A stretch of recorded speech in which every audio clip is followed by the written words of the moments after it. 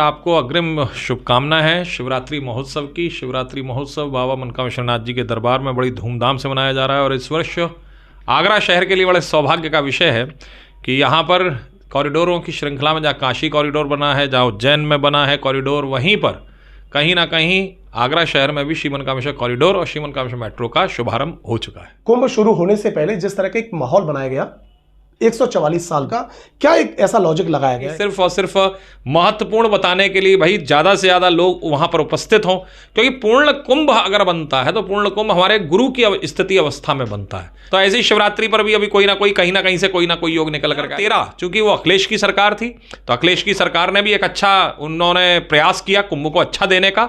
और 2025 में चूंकि हमारे योगी जी के, हमारे बाबा जी की सरकार है, तो इन्होंने भी बहुत अच्छा प्रयास किया। कहाँ से आते हो बाबा जी? तो बोलता है बगल तैयार है। मैंने बगल का? तो बोले सेक्टर 14।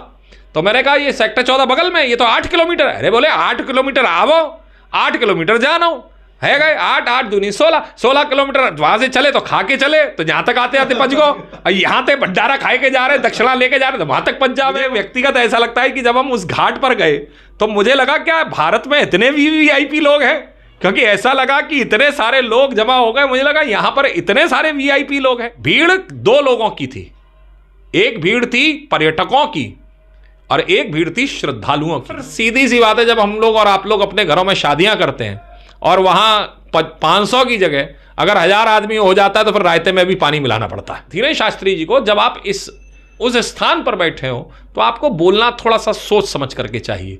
अगर उन्होंने ऐसी बात बोली तो जैसे भी बोली, मैं निंदा तो नहीं कर रहा हूं, लेकिन हाँ गलत। धीरेन्द्र शास्त्री को लेकर एक बयान की मैं और चर्चा करूंगा आपसे, उसके बाद नहीं करूंगा।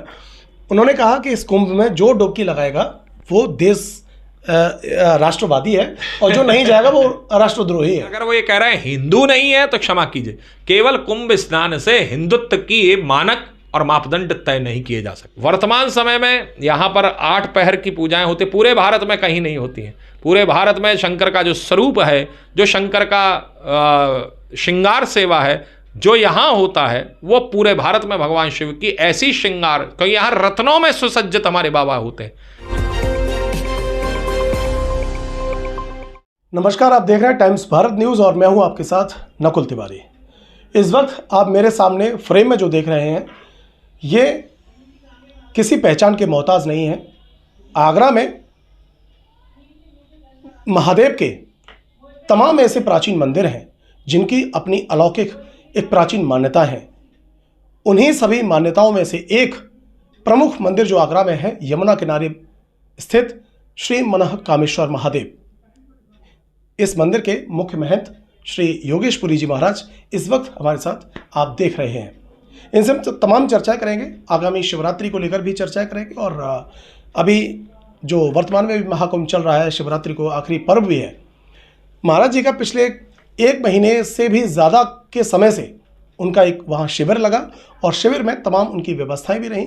आगरा से जो जाने वाले श्रद्धालु थे महाकुंभ में, जिन्होंने आस्था की डुबकी लगाई, वो भी महाराज जी के शिविर में जाके उन्होंने विश्राम लिया और तमाम वहाँ के चीज़ें थीं उनको समझने का भी महाराज जी के द्वारा प्रयास किया।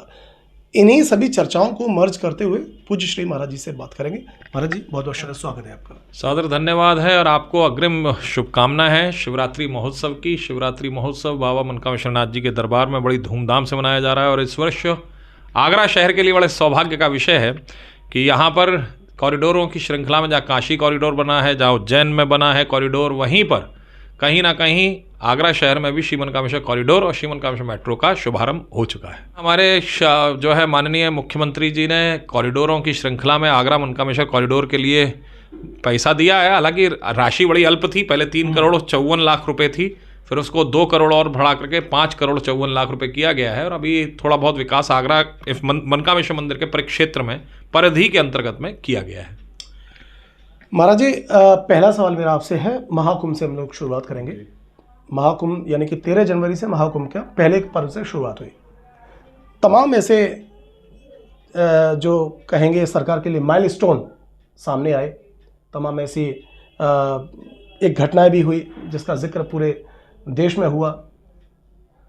क्या कुछ कहना चाहते हैं इस पूरी व्यवस्थाओं को लेकर? जिस तरह के कुंभ शुरू होने से पहले जिस तरह का एक माहौल बनाया गया 144 साल। सबसे पहले तो आप मुझे ये समझाने का प्रयास कीजिए हमारे तमाम दर्शकों को, 144 साल का क्या एक ऐसा लॉजिक लगाया गया है, क्या है 144 का? देखिए 144 साल का जो लॉजिक जो लगाया गया है, सबसे प्रमुख बात है कि इसमें एक ज्योतिष के आधार पर, चूंकि अंतरिक्ष है, अंतरिक्ष में खगोलीय घटनाएं होती रहती हैं, सूर्य चंद्र और गुरु की एक राशि में उसमें किया गया है। लेकिन इसमें सबसे प्रमुख बात है कि ये पूर्ण कुंभ है और इसमें 144 राशि को शायद मुझे लगता है कि सिर्फ और सिर्फ महत्वपूर्ण बताने के लिए भाई ज़्यादा से ज़्यादा लोग वहाँ पर उपस्थित हों, क्योंकि पूर्ण कुंभ अगर बनता है तो पूर्ण कुंभ हमारे गुरु की स्थिति अवस्था में बनता है। तो वह गुरु की स्थिति अवस्था जब होगी तब ये जो है पूर्ण कुंभ माना जाएगा। और उस पूर्ण कुंभ में 144 वर्ष का योग अगर देखा जाए तो ऐसे बहुत सारे आजकल ग्रहण भी आ रहे हैं जिनको एक आ जाता है कि 50 साल बाद पड़ रहा है, कभी कोई कहता है 100 साल बाद ऐसा योग बन रहा है, राखी पे ही आता है या जन्माष्टमी पर होता है। तो ऐसे ही शिवरात्रि पर भी अभी कोई ना कोई कहीं ना कहीं से कोई ना कोई योग निकल करके आ जाएगा। लेकिन हाँ, ये 144 वाला जो योग बना वो सिर्फ शायद इस बात के द्योतक था और सूचक था कि भैया स्नान कर लो और स्नान कर लो, क्योंकि इतना महत्वपूर्ण योग पूर्ण कुंभ है और पूर्ण कुंभ में सब व्यक्ति पहुँचे वो जो है कहीं ना कहीं नहीं हो पाता है। लेकिन इस बार जब 144 का प्रचार प्रसार हुआ तो लोग विदेशों तक से वहाँ पर उन लोगों की उपस्थिति हुई है। तो एक अच्छा प्रयास था, सरकार ने अपने स्तर पर किया है। बाकी का पूर्ण कुंभ था, 12 वर्ष के पश्चात आता है और हर 12 वर्ष के पश्चात एक पूर्ण कुंभ की एक व्यवस्था बनती है। अनुमानित 60 करोड़ से भी ज़्यादा श्रद्धालु आस्था की डुबकी लगा चुके। आपको लगता है कि 60 करोड़ की संख्या तक पहुँचने के लिए 144 साल का जो प्रचार किया गया है इसका बड़ा महत्व निकल के आया? कहीं ना कहीं शायद ये हो सकता है, क्योंकि बहुत सारे हमारे बाबा के भगत लोग हैं जो दुबई से आए हैं, इंग्लैंड से आए हैं, इंडोनेशिया से वहाँ पर पहुँचे, व्यक्तिगत पहुँचे। और वो बात विषय अलग था कि वहाँ पर कुछ भीड़ की वजह से वो लोग नहीं पहुँच पाए, लेकिन फिर भी वो लोग आए तो कहीं ना कहीं उनके दिमाग में भी वो 144 साल वाला योग था।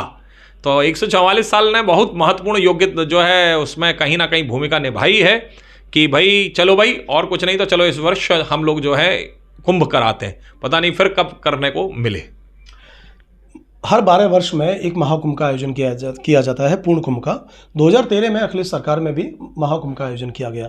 अखिलेश सरकार के यानी कि तत्कालीन जो सरकार थी अखिलेश यादव की, उनके अपने दावे हैं, उनका अपना कहना है, उनके मंत्रियों का तमाम ये कहना था कि हमारे टाइम पे बहुत अच्छा महाकुंभ का आयोजन किया गया, तमाम व्यवस्थाएँ थी।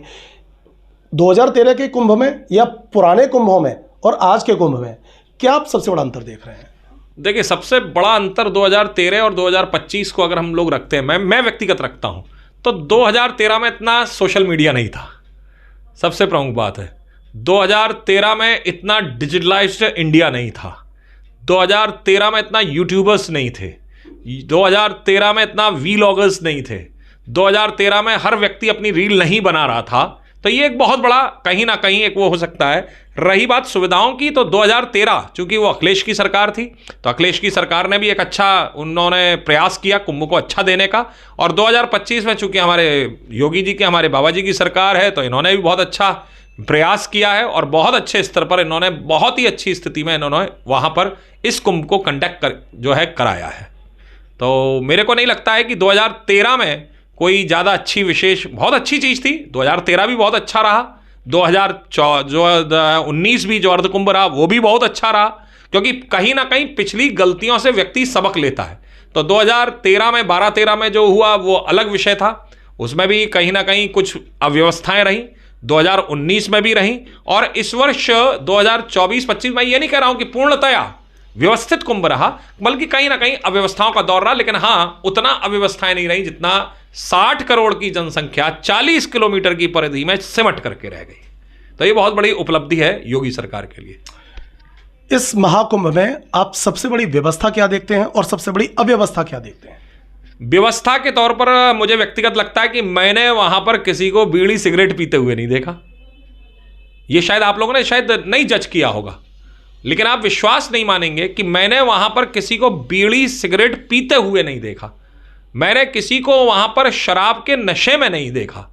ये एक बहुत बड़ी व्यवस्था, क्योंकि उसमें एक जनता की व्यवस्था है। सरकारी व्यवस्था के अनुरूप सरकार अपनी तरफ से, पुलिस प्रशासन का जो दौर था, वो पुलिस प्रशासन का दौर अपने आप में बड़ा अद्भुत दौर था।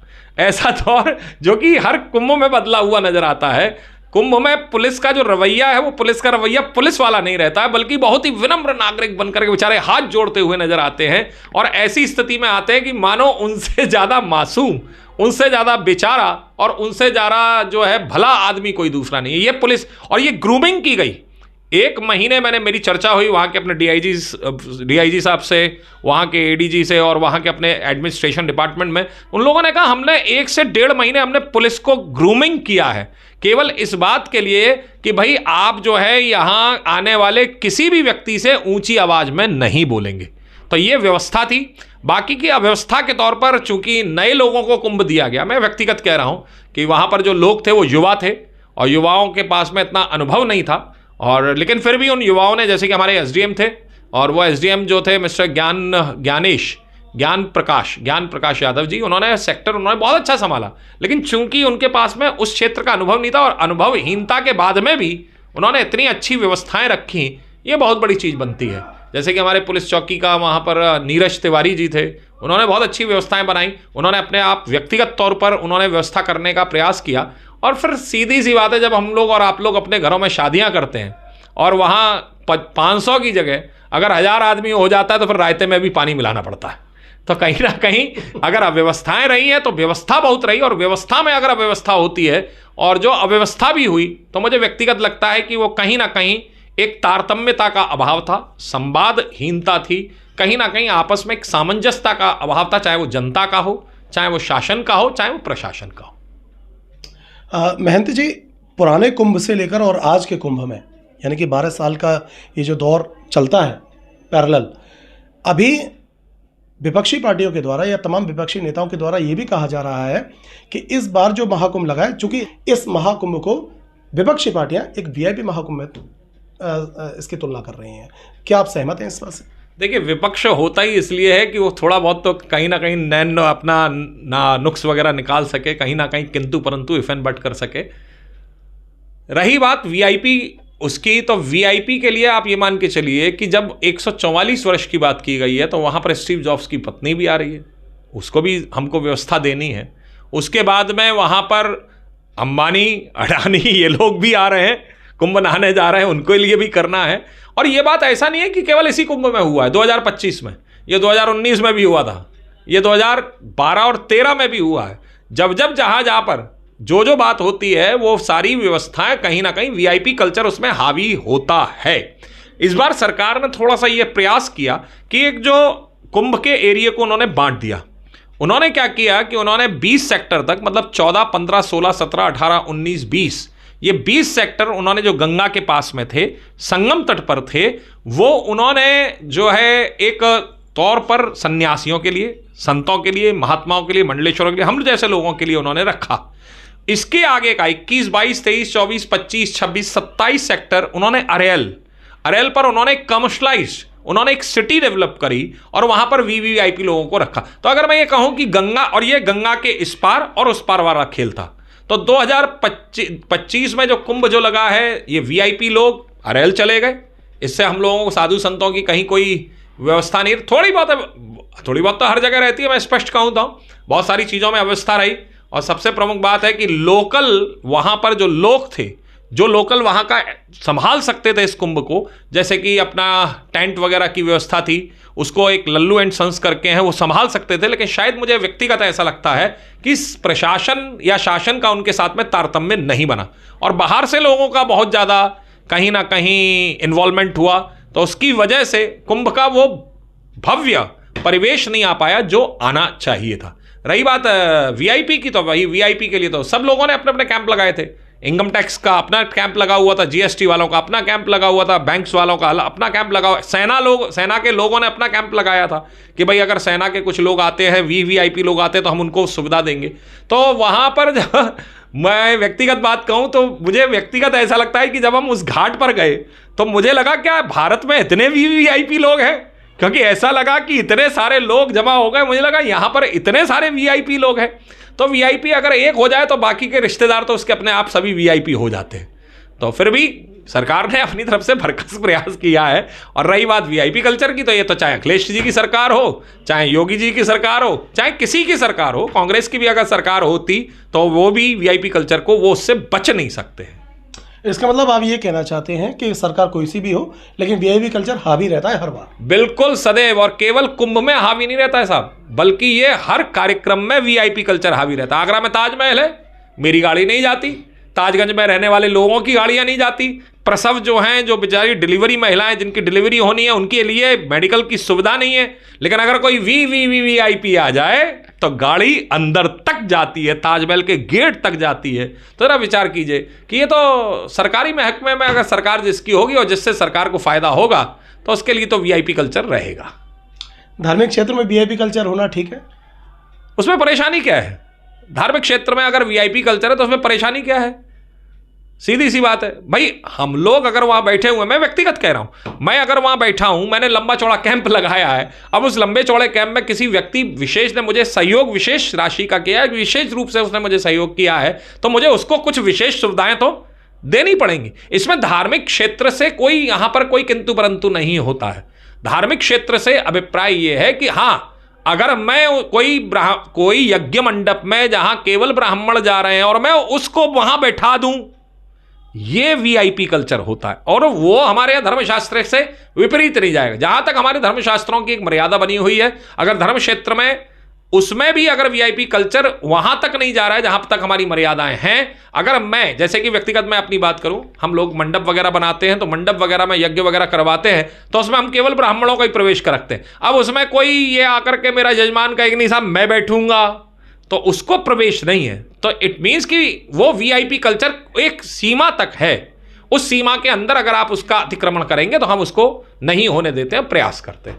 हालांकि सरकार ने बहुत सारा इसमें पूरा कुंभ को मैनेज करने का पूरा प्रयास किया, और कहा जाए तो पूरा कुंभ ही उन्होंने, सरकार ने बहुत अच्छे से मैनेज भी किया है। चूँकि जिस तरह से जो प्रचार प्रसार किया गया था, और उस प्रचार प्रसार को यदि देखा जाए और धरातल पर देखा जाए, कितना आप इसको डिसबैलेंस मानते हैं?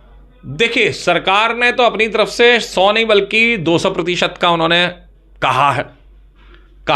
बात समझिएगा, 100 नहीं बल्कि उन्होंने 200% कहा। धरातल पर अगर हम लोग देखते हैं तो 100 में से 60% हमको प्राप्त होता है। शटल, जैसे कि शटल सेवाएं आप वहां पे लोग जो वहां पर उपस्थित हुए थे उनसे आप पूछ सकते हैं। वहां पर मैं अब आपको सीधी बात बता रहा हूं, मैं इसमें किसी की कोई बुराई नहीं, इसमें किसी कोई भलाई नहीं। सरकार ने अपनी तरफ से व्यवस्थाएं की, नो डाउट इन दैट, लेकिन वो शटल वहां तक जो यात्री जा रहे थे वहां तक उन यात्रियों को नहीं मिला। ये तो भला उन बाइकर्स का या शहरवासियों का। मैं तो इसमें प्रयागराज के जो लोग हैं मैं उनको सादर धन्यवाद देता हूं, हाथ जोड़ के उनको विनम्र रूप से मैं उन्हें धन्यवाद करता हूं आपके चैनल के माध्यम से, कि प्रयागराज के लोगों के सब्र की इंतहा है भैया। उनके सब्र को मेरा प्रणाम है, उनके धीरज को मेरा प्रणाम है कि 40 से 45-50 दिन तक वो बेचारे जाम में फंसे हुए हैं। कब तो कहने लगे भैया घर जाओ यार, वापस मत आओ, कुंभ खत्म हो रहा है, घर जाओ, लेकिन फिर भी वो व्यक्ति वहां पर है। तो धरातल पर अगर देखा जाए तो मैं इसको 60% 60 से 70% मैं कहूंगा। हालांकि सरकार ने अपनी तरफ से प्रयास किया, सरकार ने यह भी कहा भैया आप लोग जहां हैं वहीं पर आप लोग स्नान करिए। शायद वो मैसेज को कन्वे नहीं कर पाए, लेकिन फिर भी ट्रांसपोर्टेशन की सबसे बड़ी जो दिक्कत हुई वो दिक्कत हुई ट्रांसपोर्टेशन की। लेकिन उसको भी अगर मैं व्यक्तिगत रूप से मानूं तो भाई 15-20 किलोमीटर आपको चलना है, या आप विचार बना करके जाइए कि 15 से 20 किलोमीटर आपको चलना है। अगर आप वैष्णो देवी की चढ़ाई चढ़ सकते हैं, अगर आप केदारनाथ की चढ़ाई चढ़ सकते हैं, अगर आप अमरनाथ की चढ़ाई चढ़ सकते हैं, तो फिर मुझे लगता है फिर तो ये तो खुले में था, ये तो मैदानी इलाके में था, यहाँ पे तो ऑक्सीजन की भी कमी नहीं थी। यहाँ पे काय की भीड़ है? फिर भीड़ 2 लोगों की थी, एक भीड़ थी पर्यटकों की और एक भीड़ थी श्रद्धालुओं की। पर्यटक को परेशानी हो रही थी, जो घूमने वाला व्यक्ति था उसको बहुत परेशानी थी कि हाय बड़ा लंबा है, हाय मैं मर गया, हाय मेरे को कोई व्यवस्था नहीं है, हाय मेरे को कहीं कोई खाना नहीं मिला, हाय मेरे को किसी ने कुछ नहीं पूछा।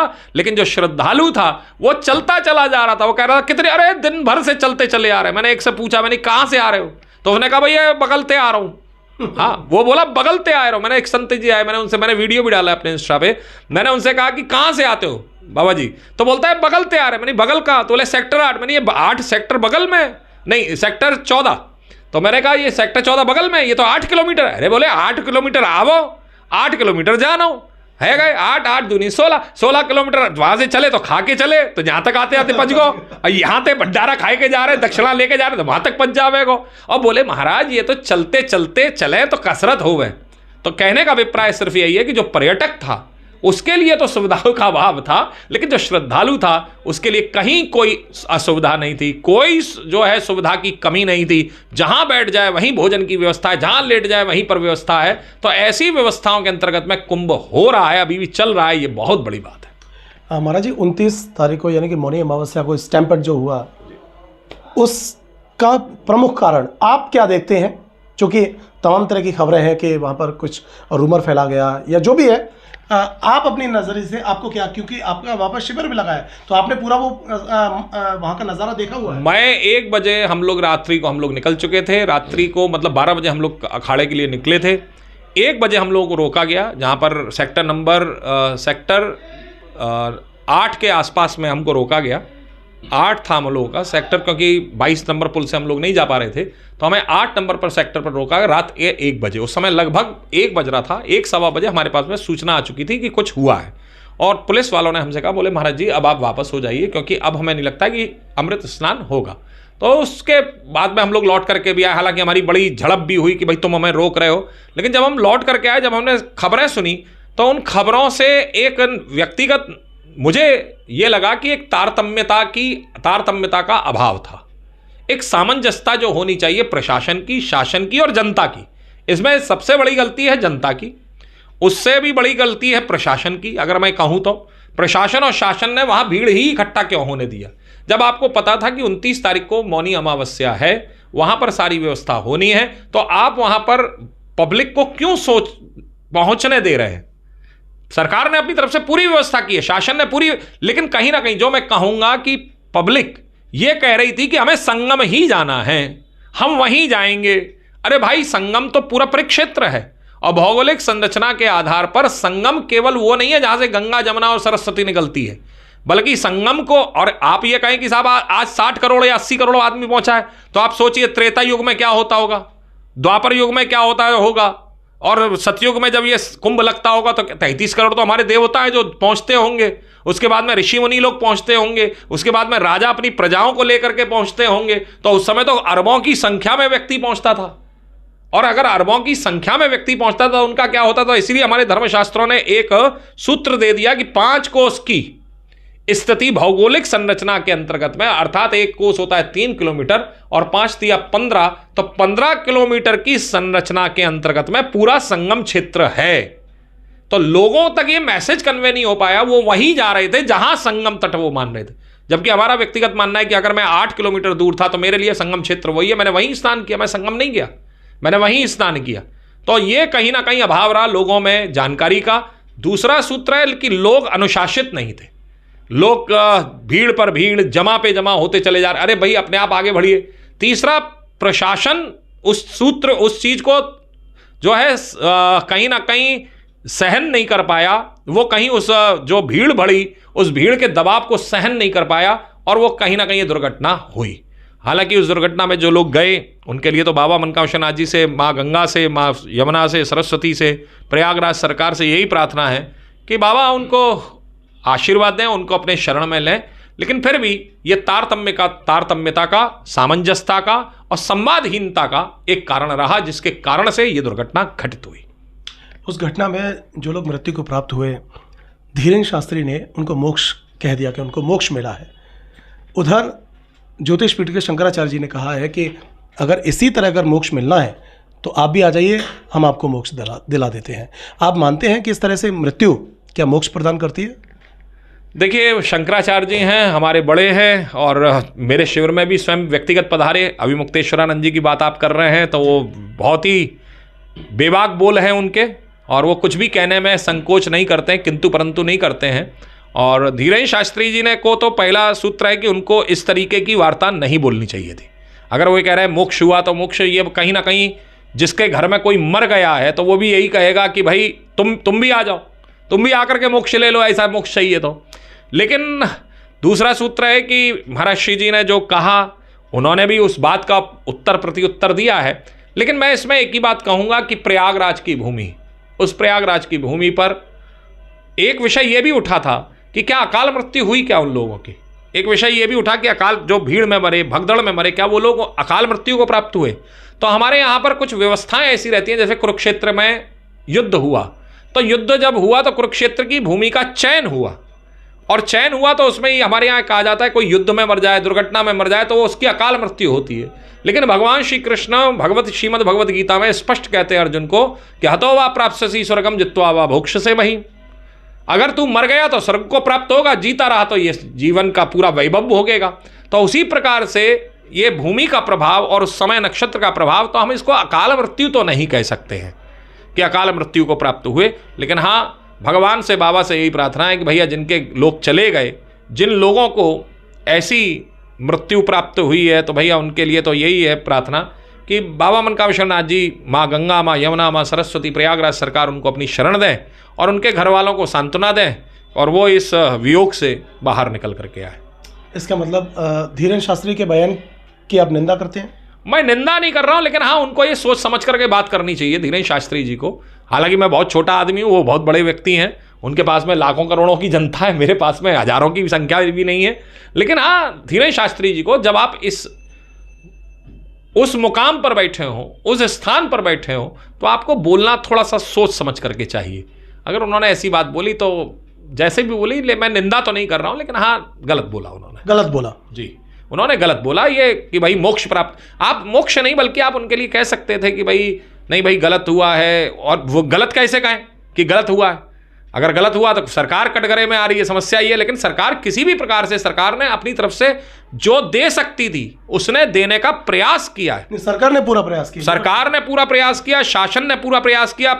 अगर प्रशासन अगर अपनी पर आ जाता, थोड़ी सी लठिया फटकार देता, तो भीड़ वहां से छट जाती, कोई भगदड़ नहीं मचती। लेकिन कहीं ना कहीं मैंने कहा ना, तारतम्यता, संवादहीनता, और शायद ये समय मुकर्रर था, शायद ये समय निश्चित था, नियत था कि ऐसा होना था। और ये अगर आप ये कहें कि इसी कुंभ में हुआ है 2025 में, तो ऐसा नहीं है, ये 2012 और 13 में भी हुआ था। लेकिन 12 में रेलवे स्टेशन पे भगदड़। हाँ, रेलवे स्टेशन तो कुंभ, उस समय भी तो कुंभ ही चल रहा था ना, उस समय भी तो यही व्यवस्था हुई।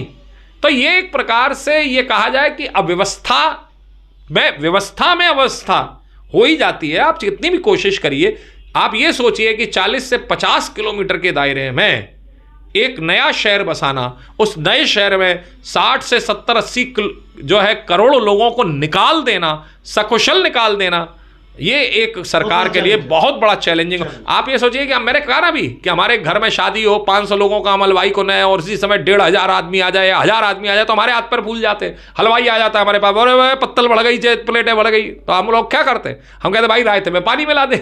तो इसलिए ये जो चीज़ है, ये सरकार के लिए बहुत चैलेंजिंग चीज़ थी। सरकार इसमें खरी उतरी है, मैं यही कहूँगा, खरी उतरी है। हालांकि लेकिन जो लोग गए, उनके लिए भी मेरी यही है बाबा मनकामेश्वर जी प्रार्थना कि बाबा उनको सदगति प्राप्त कराए। धीरेन्द्र शास्त्री को लेकर एक बयान की मैं और चर्चा करूंगा आपसे, उसके बाद नहीं करूंगा। उन्होंने कहा कि इस कुंभ में जो डुबकी लगाएगा वो देश राष्ट्रवादी है, और जो नहीं जाएगा वो राष्ट्रद्रोही है। ये उनकी निजी राय है। अब 60 करोड़ लोग यदि उसमें गए हैं तो देखिए, ये उनकी निजी राय है, और ये शायद ये जैसे हमारे शंकराचार्य जी महाराज श्री जी गुरुदेव हैं, वो बेबाक बोलते हैं, ऐसे ये भी कुछ भी बोल देते हैं। तो अगर, लेकिन हाँ, इस कुंभ से एक चीज तो स्पष्ट हुई है कि अगर आप नहा करके आए हैं और आप अपनी मत मानिए, मैं आप ही से कह रहा हूं नकुल जी कि अगर आप स्नान नहीं किए, आपका पड़ोसी स्नान करके आ गया, तो आपको अंदर ही अंदर ग्लानि होने लगेगी, यार हम नहा के नहीं आए, ये नहा करके आ गया। तो कहीं ना कहीं अगर वो ये कह रहे हैं हिंदू नहीं है, तो क्षमा कीजिए, केवल कुंभ स्नान से हिंदुत्व की मानक और मापदंड तय नहीं किए जा सकते। ये बात आप सुनिश्चित, अगर आप ये वाली बात कर रहे हैं तो फिर तो हर घर में गाय पलनी चाहिए। बिल्कुल, हर घर में जो अपना यज्ञोपवी संस्कार वाला बच्चा होना चाहिए। ये कौन सी वाली बात है कि आप हिंदू होने पर उसके सवाल और वो उठा रहे हैं। ये तो आप ये मान लीजिए कि बहुत सारे लोग हैं जो हमारे यहाँ सनातन को, मतलब अपना वेद को नहीं मानते हैं, लेकिन सांख्य को मानते हैं। बहुत सारे लोग हैं, जैसे कि हमारे इस्कॉन टेम्पल के ही लोग हैं। इस्कॉन टेम्पल के लोग कहते हैं हरे राम हरे राम राम राम, हरे राम का तो उच्चारण करते हैं, लेकिन राम जी उनके यहाँ पे दरबार में नहीं है। शायद ये मेरा विषयांतर भी हो जाए, लेकिन सत्यता यही है, वो राम और कृष्ण, मतलब भगवान कृष्ण और बलराम को मानते हैं, लेकिन उसमें राम का कहीं उनमें जिक्र नहीं, लेकिन संबोधन में हरे राम भी लेकर के आते। तो ये कोई, इससे कोई तय नहीं किया जा सकता है कि वह हिंदू नहीं है। तो हिंदू होना, और हिंदू में भी अगर मेरा अपने राष्ट्र के प्रति मेरी भावना है, मैं अपने राष्ट्र के प्रति सचेत हूं, तो मेरा राष्ट्र धर्म क्या कहता है वो मुझे करना है। लेकिन हाँ, कुंभ में कोई गरीब है या कोई वृद्ध है, कोई कहीं अबोध है, नहीं जा पाया है, या उसको व्यवस्था नहीं बनी, क्योंकि मैंने ऐसे लोग भी देखे जो बीच जाम में 30 घंटे फंस गए, 30 घंटे फंसने के बाद में भी पहुंचे। कुछ ऐसे भी देखे जो बीच रास्ते में से लौट करके आ गए। तो लिहाजा ये कोई मानक तय नहीं किया जा सकता है कि जिन्होंने कुंभ नहीं नहाया वो देशद्रोही है और जो कुंभ नहा लिए वो राष्ट्र प्रेमी है। तो ये उनका अपनी निजी राय हो सकती है, लेकिन मैं इस राय से सहमत नहीं हूँ। महाराज जी, एक सामाजिक सरोकार से जुड़ा प्रश्न है। संगम में जो लोग स्नान करने के लिए गए और बहुसंख्यक यानी कि बहुत संख्या में लोग वहाँ से संगम का जल भी लेकर आए, आप मानते हैं कि संगम का जल लाना और घर में रखना ठीक है? एक श्रद्धा के, आस्था के भाव के अंतर्गत में बिल्कुल लाना चाहिए। देखिए, गंगा का जल, गंगा जल हर घर में होना चाहिए। गंगा हर घर में होनी चाहिए। हमारे यहाँ गाय हर घर में होनी चाहिए। गायत्री का उपासक अर्थात कोई ना कोई मंत्र दीक्षा के अंतर्गत में हर व्यक्ति को होना चाहिए। तो अगर वो गंगा जल या त्रिवेणी का अगर वो लेकर के आ रहे हैं और अपने अड़ोस पड़ोस में वितरण कर रहे हैं तो उसमें कोई बुराई नहीं है। लेकिन उसको लाने का क्या प्रावधान है, पहले आप वो भी देख लीजिए कि आप उसको लेके कैसे आ रहे हैं। हमारे यहाँ प्रावधान है कि भाई उसको साधारण कट्टी में नहीं लाना चाहिए, उसके लिए गंगा जली एक शब्द है, गंगा जली, और गंगा जली एक पात्र होता है, उसमें ला करके सुराई नुमा एक पात्र होता है, उसमें ला करके भर करके आह्वान करके लाया जाता है। उसको घर में रखने में कहीं कोई किंतु परंतु नहीं है। बल्कि जो लोग नहीं जा पाए हैं तो भैया वो धीरेन्द्र शास्त्री जी के हिसाब से वो उन लोगों को दे दें जो नहीं पहुंच पाए, तो शायद वो भी हिंदू हो जाए, वो भी राष्ट्र प्रेमी हो जाए। चलिए महाराज जी, मेरा ये सवाल पूछने का आशय इसलिए था क्योंकि तमाम ऐसे साधु संत ये भी कह रहे हैं कि त्रिवेणी का जल नहीं रखना चाहिए, केवल गंगा जी का जल ही घर में रखा जाता है। नहीं, ऐसा नहीं है, ऐसा नहीं है। त्रिवेणी का जल रखने में कहीं कोई किंतु परंतु नहीं है। लेकिन उस जल में मैं आपको स्पष्ट करूं, होता क्या है कि जब आप उस जल को लेकर के आते हैं तो चूंकि वो दोनों जगह का, 3 जगह का संगम होता है, तो उस जल में कीड़े पड़ जाते हैं। गंगा का जल अल्कोलाइन अपना जो है इतना शुद्ध होता है, इतना साफ होता है कि उसमें कीड़ा नहीं पड़ता है। उल्टा अगर कीड़ा युक्त जल उसमें मिश्रित हो जाए तो कीड़े उसके मर जाते हैं। तो इसलिए शायद साधु संतों का प्रभाव है। लेकिन हाँ, मैं आपके चैनल के माध्यम से एक जगह कर दूं, काशी जो है, काशी से गंगा जल नहीं लाया जाता है, क्योंकि काशी से लाया गया गंगा जल कभी भी अपने घर में नहीं रखना चाहिए। ये कहा जाता है क्योंकि काशी मरणान मुक्ति काशी, हमारे यहाँ कहा जाता है कि मरने के बाद में जो मुक्त करता है वो काशी है। और काशी की गंगा वहाँ लोगों को कैलाश वास देने में सक्षम है, स्वर्ग लोक कराने में सक्षम है। तो इसलिए वहाँ से गंगा नहीं लानी चाहिए, बल्कि आप बाकी और सब जगह से आप ला सकते हैं। महाराज जी, चर्चा के हम अंतिम सिरे पे हैं और मेरा एक आगामी 26 फरवरी को महाशिवरात्रि का आयोजन हो रहा है। चूँकि आप मनकामेश्वर मंदिर के महंत भी हैं, मुख्य महंत हैं, तमाम व्यवस्थाओं को लेकर आपके यहाँ क्या व्यवस्थाएं हैं? शिवरात्रि का पर्व कैसे लोगों को मनाना चाहिए? क्या कुछ चीज़ों को ध्यान रखना चाहिए बाबा की पूजा करने से पहले? देखिए, पहली चीज़ तो यह मुख्य महंत नहीं हूँ, मैं ही महंत हूँ, यहाँ मेरे अलावा कोई और महंत नहीं है। दूसरा, मैं श्री महंतों की श्रृंखला में 28वीं पीढ़ी में हूँ। हम लोग श्री महंत लोग हैं और यहाँ पर चूँकि इसी कारण से शिवरात्रि की वजह से ही हमें लौट करके आना पड़ा, नहीं तो मैं अभी काशी पर प्रवास करता, क्योंकि हमारे यहाँ प्रावधान रहता है कि भाई कुंभ करने के पश्चात सीधे काशी जाया जाता है और वहाँ जा करके भगवान बाबा विश्वनाथ को प्रणाम करके अपनी अर्जी लगा करके फिर लौटते हैं हम लोग। लेकिन खैर, चूँकि एक आपत्तिकाले मर्यादा नास्ति, उसके अंतर्गत में हम लोग यहाँ पर स्वयं बाबा की सेवा में हैं।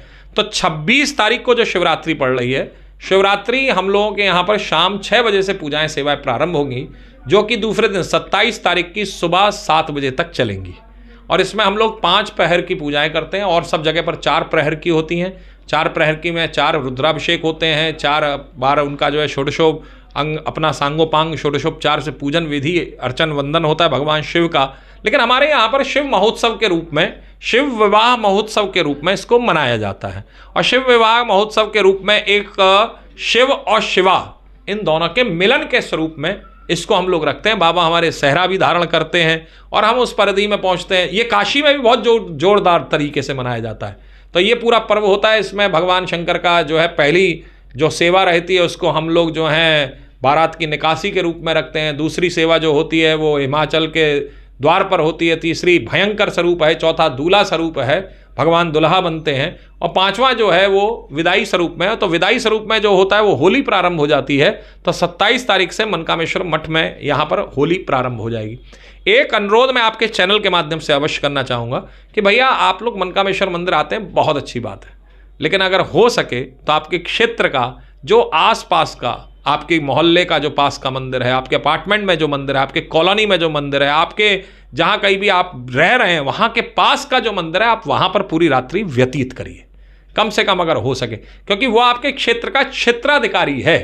और जब तक क्षेत्राधिकारी को आप नहीं रखेंगे, प्रसन्न नहीं रखेंगे, क्षेत्राधिकारी से जाकर के आप अपनी नहीं करेंगे, तो क्षमा कीजिए, फिर मनकामेश्वर मंदिर आना बेकार है। तो लिहाजा आप मनकामेश्वर मंदिर आते हैं, बहुत अच्छी बात है, लेकिन अपने क्षेत्राधिपति को भी आप उनको भी थोड़ा प्रसन्न रखिए। पूरी रात्रि किसी सुयोग्य ब्राह्मण को बुलाइए, पूरी रात्रि अभिषेक करिए। रात्रि 11 बजे से 12 बजे मत करिए, 11 बजे से इसका क्रम प्रारंभ करिए, और 11 बजे से क्रम प्रारंभ करते हुए आप सुबह प्रातःकालीन 5 बजे तक आप इसको लेकर के जाइए, पूरी रात्रि जागरण करिए। एक चीज़ और है कि आजकल जागरण करने के लिए बहुत सारे वो आ गए बैंड बाजे और वो सब चलता है, तो बड़ा भोंडा सा लगता है, क्षमा कीजिए। शोर मत करिए, जागरण करिए। आप लोगों का जागरण ऐसा हो जहां पर एक नाम जप हो, आप लोगों का जागरण ऐसा हो जहां पर संकीर्तन हो, आप लोगों का जागरण ऐसा हो जहां भजनों की श्रृंखलाएं हो, ना कि भोंडापन हो, ना कि शोर शराबा हो। आदमी को, मैं कई बार 2-3 बार मैं गया हूं, तो अब तो मैंने जाना आना बंद कर दिया है। मैं सुनता हूं तो मेरे कानों में समझ में नहीं आता है कि सामने जो गायकार गा रहे हैं ये क्या गा रहे हैं। तो आप अपने गायकार, जो आपने जो कोई भी ऑर्केस्ट्रा पार्टी आपने जो करी हुई है, तो पहला तो सूत्र यही है कि भाई आप लोग अपने इस चीज़ से बचिए। फिर भी अगर आप आ रहे हैं तो कोई अच्छे भजनों को, बहुत ही सुमधुर भजनों को, या बहुत ही धीमे जो शांत भजनों का आनंद लीजिए। हमारे बाबा के दरबार में भी होता है, मैं स्वयं व्यक्तिगत करता हूँ पूरी रात्रि जागरण। पूरी रात्रि जागरण में हम लोग स्वयं लगे रहते हैं। तो आप लोगों से निवेदन है कि आप लोग अपने क्षेत्र में जो पास का मंदिर है वहाँ पर जागरण अवश्य करें।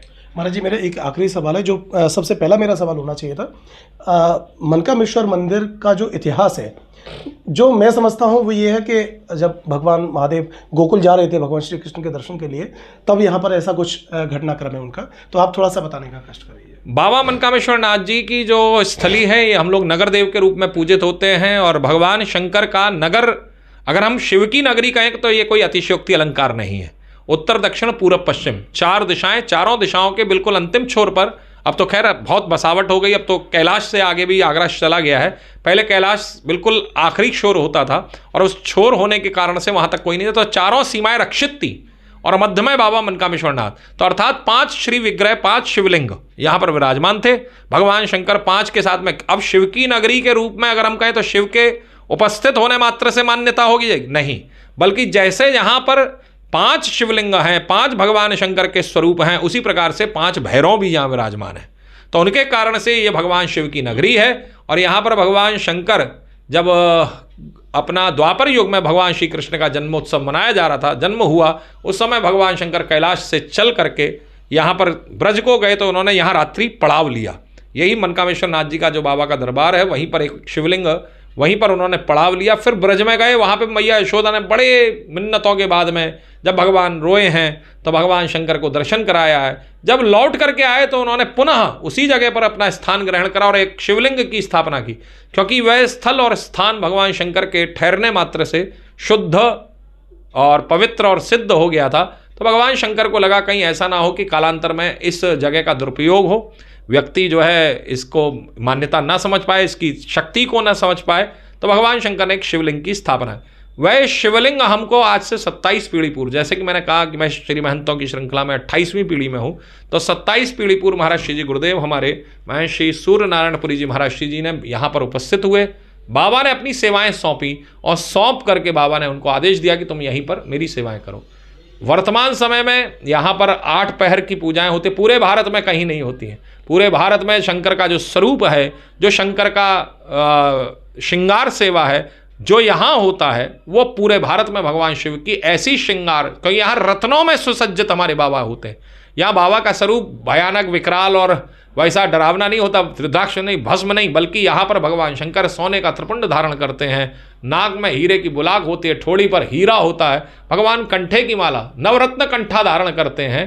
तो ऐसा बड़ा सुंदर श्रृंगार रहता है बाबा का, हीरे जवाहरातों से सजा हुआ मुकुट होता है बाबा का।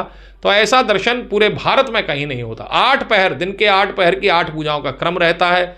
11 अखंड ज्योत जो है वो पूरे भारत में केवल और केवल यहीं श्री मनकामेश्वर मठ में जलती हैं 365 दिन 24/7, और यहाँ पर उनकी व्यवस्थाएं रहती है 24 घंटे 7 दिन 365 दिन यहाँ बाबा का जो है दीप प्रज्वलित होता है, घी से होता है। कहाँ से आता है हमें नहीं पता, सब बाबा करते हैं। तो ये बड़ा सुंदर सा रमणीक स्थल है। बाबा की कृपा से एक अस्पताल चलता है, एक गौशाला चलती है, एक स्कूल चलता है CBSE बोर्ड, एक जो है हम लोग होम्योपैथी दवाखाना चलाते हैं। इसके अलावा गरीबों का इलाज होता है, इसके अलावा गरीबों की कन्याओं का जो है विवाह होता है, और भी कई सारे कार्य के लिए क्रियाकलाप होते हैं। तो कहने का अभिप्राय यही है, ये सब सिर्फ और सिर्फ बाबा की कृपा से और आप सभी भक्तों के सहयोग से हो पाता है, अन्यथा हमारी कोई सामर्थ्य नहीं। बड़ा विशाल मंदिर है, बहुत ही विशालतम है। आप इसकी महत्ता इसी बात से समझ लीजिए कि मनकामेश्वर कॉरिडोर और मनकामेश्वर मेट्रो स्टेशन पूरे प्रदेश में एकमात्र मेट्रो स्टेशनों की श्रृंखला में श्री मनकामेश्वर मेट्रो स्टेशन केवल और केवल आगरा शहर में है। तो ये बहुत बड़ी कृपा है। और 26 तारीख को ये हमारे यहाँ उत्सव मनाया जाएगा। 27 को हमारे यहाँ खप्पर पूजा होगी, और उस खप्पर पूजा में बाबा हमारे भोग को प्रदान प्राप्त करेंगे। बहुत बहुत शुक्रिया महेंद्र जी आपका तमाम समय देने के लिए। हमें सादर धन्यवाद है आप लोगों का, और आप लोगों के आपके चैनल के माध्यम से टाइम्स भारत को दर्शकों को बहुत बहुत शुभकामनाएं। भैया एक विनती पुनः मैं कहूँगा कि आप लोग शिव की पूजा करें, अपने क्षेत्र के मोहल्ले के आसपास के क्षेत्र में जरूर पूजा करिए, कम से कम आधा घंटा वहाँ दीजिए। आप जाइए मनकामेश्वर मंदिर, आइए आगरा शहर के मनकामेश्वर मंदिर आइए, काशी विश्वनाथ में काशी जाइए, कहीं भी जाइए। लेकिन ये क्या कि वो केदार की तो रील बन रही है और बगल का मंदिर छूटा पड़ा है। तो ये भी आजकल के युवाओं को सोचना चाहिए कि भाई केदार तक मत जाओ, पहले अपने बगल के मंदिर तक ही चले जाओ और आधा घंटा आप वहाँ निश्चित दीजिए, फिर आप देखिए बहुत कुछ परिवर्तित होगा। और इस शिवरात्रि से व्रत लीजिए, आप लोग प्रयास करिए कि हमें धर्म से जुड़ना है। केवल हमें जय श्री राम का नारा नहीं लगाना है, जय श्री राम हो गया काम तमाम, वो तो हो गया, लेकिन हमें धर्मनिष्ठ मेरे जीवन में होनी चाहिए। दूसरा क्या कर रहा है मुझे इससे मतलब नहीं हो। तो आपके दर्शकों के माध्यम टाइम्स भारत के दर्शकों को मेरी बहुत बहुत अग्रिम शुभकामनाएं। और नकुल जी आपको भी बहुत बहुत शुभकामनाएं, आपने इतने सुंदर प्रश्न पूछे। हालांकि इन प्रश्नों का जवाब देते हैं पसीना आ गया है, क्योंकि कुंभ की जब हम बात करें तो कुंभ बहुत विलक्षण होता है। और कुंभ की आप व्यक्तिगत में आपसे कहूँ, किसी से मैं बहुत सारे बच्चे मेरे वहाँ पास में आए, मैंने उनसे पूछा क्या हुआ, तो उन लोगों ने एक ही बात कही, हाँ बड़ा अच्छा लगा। तो मैंने कहा तुम कुंभ नहाए? बोले हाँ नहाए। तो मैंने क्या परिवर्तन हुआ?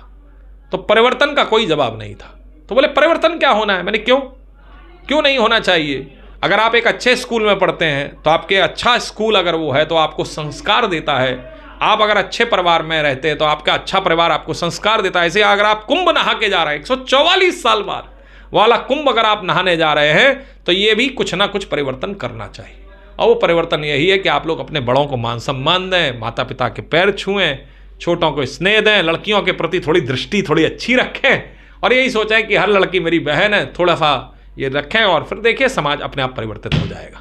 बहुत बहुत धन्यवाद महाराज जी। धन्यवाद। तो ये थे हमारे साथ मनकामेश्वर मंदिर के श्री महंत योगेशपुरी जी महाराज, जिनसे हमने तमाम चर्चा की, महाकुंभ की चर्चा की, मनकामेश्वर मंदिर के इतिहास के बारे में जाना। बाकी आगामी 26 फरवरी को शिवरात्रि के बारे में भी महाराज जी से चर्चा की। देखते रहिए टाइम्स भारत न्यूज़। नमस्कार।